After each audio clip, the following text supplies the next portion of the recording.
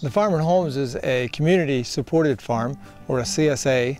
The idea behind that is people who would like to have fresh vegetables but don't have time to have a garden, hire a farmer to grow it for them. So we actually have about 60 families from the local community here this year as members of the farm, and they come each week for a 20-week season to pick up their share of the harvest. Everything we grow is grown all naturally without use of any chemicals.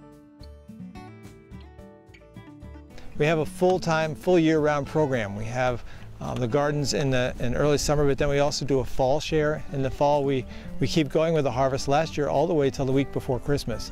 We have a number of greenhouses, some of which are heated and some of which are not, but we're able to grow crops all the way up through the cold weather.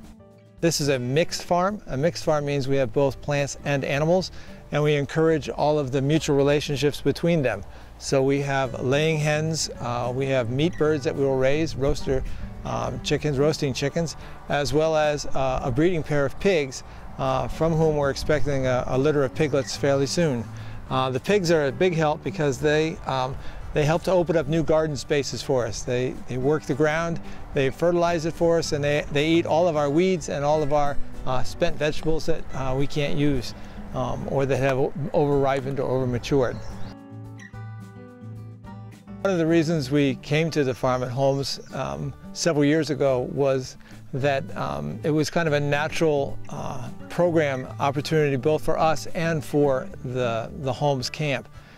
There is a summer program here where kids come both for day camp and overnight camp, and every one of those children will take a tour of the farm and be introduced to the concepts that we're using here that are sustainable and organic in nature. But they also then have the option, besides the tour, of coming back later on in the week and scheduling a time to actually work the farm with us. They're going to actually be helping with some of the weeding and the planting and the harvesting, and so for them to get a better feel for where their food comes from and what's necessary, I think is just a wonderful thing. I can tell you one of the things that I miss for my children living in New York City is that we don't have room for a garden and there is no farm. And I love for them to be able to not only see where food comes from, but then to be able to see it and eat it at a meal is really full circle. We have about 5 or 6 local schools that come to us each spring and ask us for fertilized eggs from our chickens.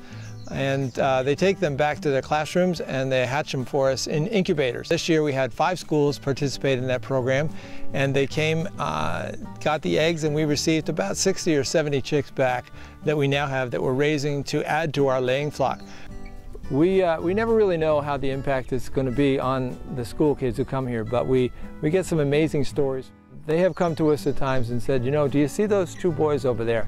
They never even talk to each other, and they've been weeding carrots together and picking carrots together for about 3 hours. How did you do it? And I really think there's a profound connectedness when you're actually in the soil. When you're actually touching the earth, there's a certain connection there that the kids just seem to sense.